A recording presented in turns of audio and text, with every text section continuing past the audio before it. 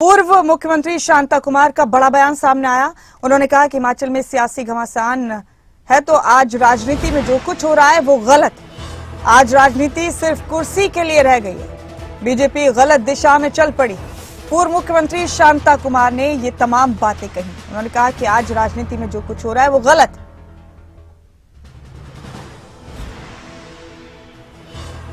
हैरान होता हूँ। गुलाम देश की राजनीति देश के लिए थी।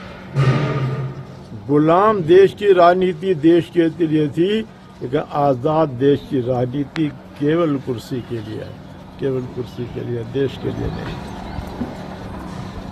और इस हवा में मेरी पार्टी भी चल पड़ी, ये मुझे दुख है। मेरी पार्टी को नहीं चलना चाहिए। मैं रहा, सत्ता छोड़ी, सत्ता नहीं छोड़ा।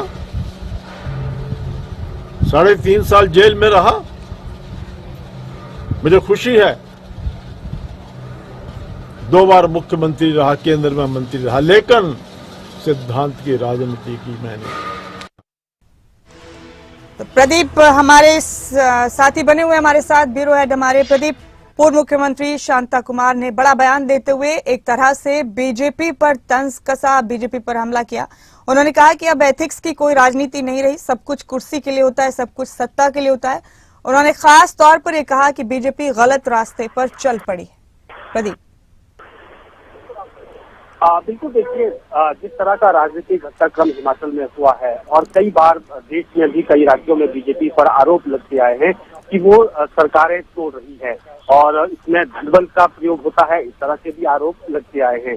लेकिन क्योंकि शांता कुमार भाजपा के उन संस्थापक सदस्यों में से हैं और पूर्व में हिमाचल के मुख्यमंत्री भी रहे हैं, केंद्र में मंत्री भी रहे हैं, तो इनका एक अपना कद है और कई बार ये अपनी पार्टी लाइन के खिलाफ, पार्टी को लेकर भी नसीहत देते हैं और पार्टी को सही रास्ते पर लाने के लिए जो सुझाव दिए जा सकते हैं वो भी देते आए हैं। सोशल मीडिया में भी ये लिखते हैं, कई बार प्रेस नोट भी जारी करते हैं और मीडिया में भी कई बार खुलकर बोलते हैं।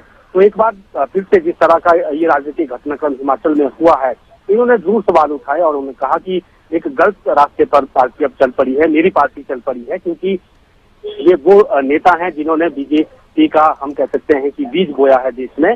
और आज भी अगर बात करें तो जब ये मुख्यमंत्री भी थे हिमाचल के, नेता भी थे हिमाचल के, तो अयोध्या में जो राम मंदिर निर्माण होना था उसकी जो पूरी भूमिका तैयार की गई थी, तो इनके ही गृह विधानसभा क्षेत्र पालमपुर में वो तय की गई थी। तो बहुत सारी चीजें हैं और इनका जुड़ा पार्टी है। तो ऐसे में एक बड़े नेता के तौर पर ये अपनी पार्टी को जरूर इन्होंने नसीहत दी है। अब देखना ये है कि पार्टी उसे किस रूप में लेती है, क्योंकि ये कई बार पार्टी से बिल्कुल मुखर हो जाते हैं पार्टी के खिलाफ भी। तो उस स्थिति में भी हालांकि इनके ऊपर कभी कार्रवाई नहीं की गई है, क्योंकि इनका एक बड़ा कद है और भाजपा के एक बड़े नेता के तौर पर इनको स्थान प्राप्त है। तो ऐसे में अपनी बात इन्होंने जरूर कही है कि किस तरह की स्थिति अब बन गई है, कुर्सी के लिए राजनीति हो रही है। तो ये सवाल इन्होंने अपनी पार्टी पर जरूर उठाए हैं।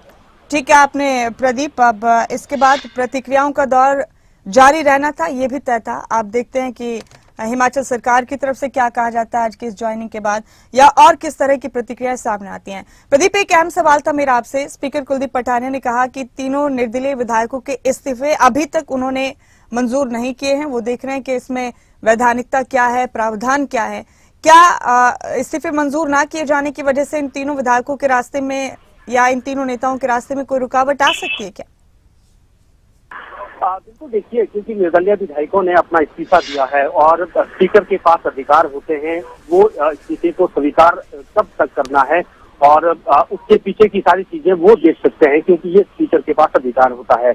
हमारी जो जानकारी है उसमें भी इस्तीफा स्वीकार नहीं हुआ है और जानकारी ये भी निकलकर सामने आ रही है कि स्पीकर इनको एक नोटिस या एक पत्र भी लिख सकते हैं तीनों निर्दलियों को कि आपके ऊपर कोई दबाव तो नहीं, कोई और चीजें तो नहीं है।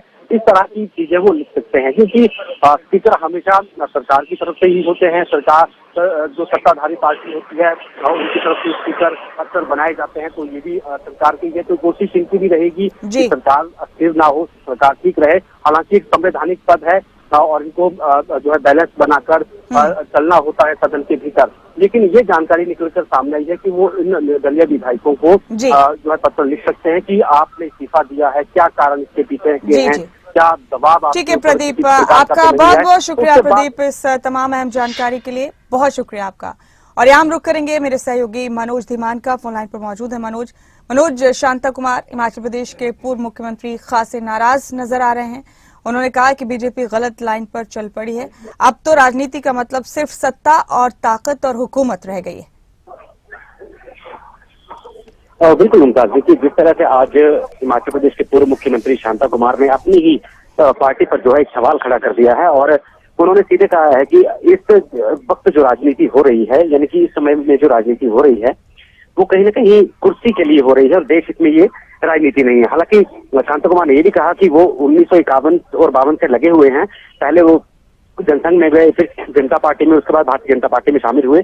उसके बाद से ही जो राजनीति का वो स्तर था वो लगातार गिरता हुआ नजर आ रहा है। और आजकल का जो ये सारा एपिसोड हुआ है हिमाचल प्रदेश में, जो घमासान मचा हुआ है सियासत को लेकर के, उस पर शांता कुमार ने सीधे तौर पर कह दिया कि मुझे समझ ही नहीं आ रहा कि मैं आखिर इस पर क्या कहूं, और मैं कहना भी नहीं चाहता, बल्कि जो देश की राजनीति है आपको सिर्फ कुछ कुर्सी हटाने तक है कि कुर्सी तक पहुंचना है, उसको कैसे हटाना है। तो कहीं ना कहीं शांता कुमार जो है वो काफी नाराज यहाँ पर अपनी ही पार्टी से आए हैं और इससे पहले भी उन्होंने सरकार पर सवाल खड़े किए थे, लेकिन अब खुले मन से उन्होंने कह दिया है कि जो जिस तरह से भाजपा है वो भी उसी तरीके से चल पड़ी है जिस तरह से अन्य दल चलते थे, और सिर्फ आज की तारीख में जो है वो राजनीति सिर्फ कुर्सी तक ही सीमित रह गई है। मुमताज, सही कहा मनोज आपने। अब शांता कुमार की इस प्रतिक्रिया के बाद, इस रिएक्शन के बाद, क्या किसी और ने कुछ कहा है?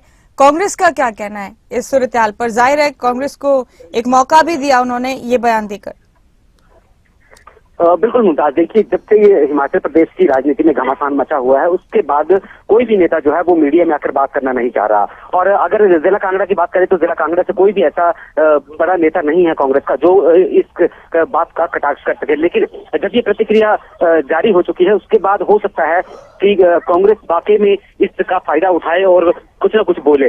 लेकिन जिस तरह से शांता कुमार नाराज नजर आए हैं तो कहीं ना कहीं वो देश हित की बात कर रहे हैं, यानी कि जो जनता है जनता की बात कर रहे हैं। और जिस तरह से राजनीतिक माहौल गर्मा रहा है और जिस तरह से उठक पटक एक गुट से दूसरे गुट में जाना, ये भी एक खतरा जो है उसको उन्होंने बताया है कि ये भी देश के लिए खतरा है। तो इस तरह की ये घटनाक्रम नहीं होने चाहिए थे, जबकि अब शांता कुमार बिल्कुल नाराज चल रहे हैं और कांग्रेस की तरफ से कोई ऐसा बयान अभी तक सामने नहीं आया है और ना ही किसी नेता ने इस बयान के ऊपर कटाक्ष किया है। तो आप अंदाजा लगा सकते हैं मुमताज कि किस तरह से जो है वो शांता कुमार ने अपनी ही पार्टी पर एक बड़ा सवाल खड़ा कर दिया है कि आखिर ये दल भी इस प्रकार की राजनीति क्यों कर रहा है और इस प्रकार की राजनीति करने से जो है वो क्या फायदा होगा। हालांकि कुर्सी तक सीमित इस राजनीति को बताया है। जुर्रत भरा बयान दिया उन्होंने, पहले भी अपने इस तरह के फैसलों के लिए जाने जाते रहे शांता कुमार। बहुत शुक्रिया आपका मनोज इस जानकारी के लिए।